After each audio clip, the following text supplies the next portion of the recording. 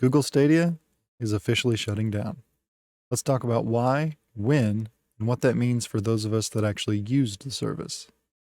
On September 29th, in an official blog post, Stadia Vice President and General Manager Phil Harrison announced that Stadia will be shutting down on January 18th, 2023.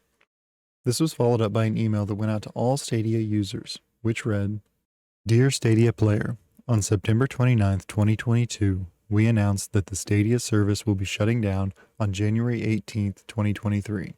We're getting in touch with important information on what this means for you as a Stadia player. Availability. Stadia will remain available for gameplay until the service is shut down on January 18th, 2023. During this period, you will have access to your game library, including Pro games if you had an active Pro subscription as of September 29th, 2022. Be aware that publisher support for games may vary, and it's possible that your gameplay experience may be affected during the shutdown period. Refunds. Google is offering a refund to Stadia users for Stadia hardware purchases made on the Google Store and game purchases and add-on purchases made on the Stadia Store. The refund process will take some time, but we expect to have the majority of refunds processed by January 18th, 2023. We expect to be able to automatically issue refunds for a substantial portion of transactions as a credit to the form of payment used to make the purchase. For purchases that we are not able to automatically refund, you will receive an email with details on how to obtain your refund." Transactions and subscription fees. All commerce functionality on Stadia has now been disabled. Users who held an active Stadia Pro subscription as of September 29th, 2022 will not be charged for access to their Pro library or other subscription entitlements during the shutdown period. Historical Stadia Pro subscription fees will not be eligible for refund. Your Stadia account and data. You will be able to export your Stadia data, such as profile information, game stats, social data, save files, and captures from Google Takeout until the Stadia service shuts down on January 18th, 2023, after which point your Stadia data will be permanently deleted. You can also delete Stadia from your Google account at any time or delete your Google account entirely. Please note that deleting your Google account will result in deletion of all data and content in that account, including emails, photos, and files, and may increase the amount of time it takes to receive a refund of your Stadia purchases. Google may, however, retain certain data, including transaction data, for up to 3 years following the shutdown of the service for the purposes of processing refunds and providing customer support. More information is available in the Help Center, which will be updated as new information becomes available. The Stadia team.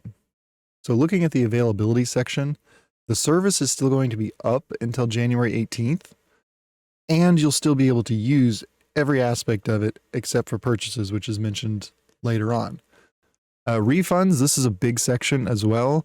Google offering a refund to Stadia users for all hardware and all game purchases and add-on purchases. So if you bought a controller, if you bought a Founders Edition, that cost is refunded to you. If you bought any games on the service, if you bought any add-ons on the service, all of that gets refunded. So that's awesome. That's actually a really good move, and I'm really happy to see that personally. Transactions and subscription fees. The commerce has been shut down, so you can't make any new purchases right now. You can't newly subscribe to anything right now.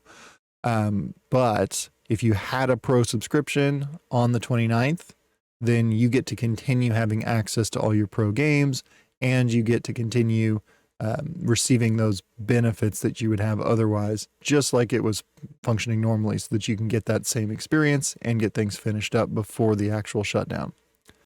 Historical Stadia Pro subscription fees will not be refunded. So this basically just means all of your Stadia Pro subscription fees that you paid on the monthly basis if you had Stadia Pro, that's not coming back because that was used to support the service while you were actively using it and while it was an active service. So that kind of makes sense. It's the only part where it's like, oh, that's not being refunded, but I thought everything is being refunded. So there's a little confusion on that, but the Stadia Pro subscription fees that were used to support the service while it was being active, those will not be refunded. As for your data, you are able to export it using the Google Takeout feature. And it says all this stuff about how you can delete your Google account.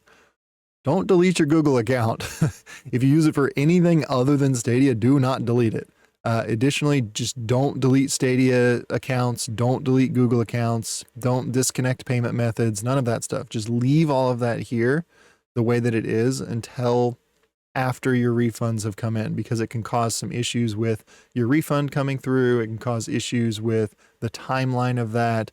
So you don't want to go ahead and just automatically like, oh, Stadia's gone, I'll delete everything. Don't do that. Just let it sit. If you're not using it, just let it sit there, and then you'll get those refunds as they become available. So what does this mean for other game streaming services like Xbox Game Pass, which was formerly called xCloud, NVIDIA GeForce Now, and Amazon Luna? All of these are separate, obviously. They're made by different companies, completely separate from each other. I think that all of these services are still going to be perfectly fine. They're going to continue on. They're not coming up on canceling or anything. Xbox Game Pass for sure will not be canceling anything because they are a games as a service platform. And so having that streaming component is not as relevant as just the fact that Game Pass exists. So with Xbox Game Pass, you're able to not only stream games to your phone or different devices, but you're also able to just access and play games natively. And so there's still going to be that service for sure, without question. NVIDIA GeForce Now is the only one that I really am kind of questionable about, primarily because the adoption rate and active plays haven't been quite as high as they used to be when it was first kind of announced, because GeForce Now has been actually out for quite a while. And it's a fairly decent service, but it could use a few improvements, and hopefully they are working on that, especially with Stadia shutting down. And then on Amazon Luna, that one, I guess it could have a little bit of a risk as well, because Amazon is, they can tend to be a little bit like, oh yeah, let's buy this up and then not do anything with it. Or, oh, let's buy this up and like, we don't care. So, I mean, there's always a chance, but they created Luna in-house. So it's far more likely that that's going to continue on. And what Amazon is going to look at from this is they're going to say, oh, cool. Our primary competitor right now is no longer in the game, so we win. That's probably the opinion that Amazon's going to have regarding it, and they're just going to continue partnering with studios and pushing that out. So Amazon Luna's probably not going anywhere because they just basically gained a stronger foothold with Stadia shutting down. That service is likely pretty safe as well. I enjoyed Stadia, even though I didn't regularly use the service. Primarily what I used it for was to jump in and get daily rewards in Elder Scrolls Online and then jump back out. So my playtime was very short on the service. And I think there's a number of people where they had Stadia, they liked Stadia, but that was pretty much all they did. And then every once in a while they would play for maybe 30 minutes or something. Stadia was kind of the casual version of casual gaming. So I think that has a lot to do with not only that there was a low adoption rate, but that there weren't active users on the service as frequently as they expected there to be. I'll miss those moments of being able to jump in and play around in games from my phone that I would normally play on PC, but I don't really feel like I've personally lost much with the death of the service. But what are your thoughts? Are you a Stadia power user that will truly miss the service? Or are you someone who never even tried Stadia? Share your thoughts on all of this in the comment section. If you like this video, give that button a tap because it really helps the channel. And be sure to subscribe while you're down there so you don't miss out on future videos. Thanks for watching.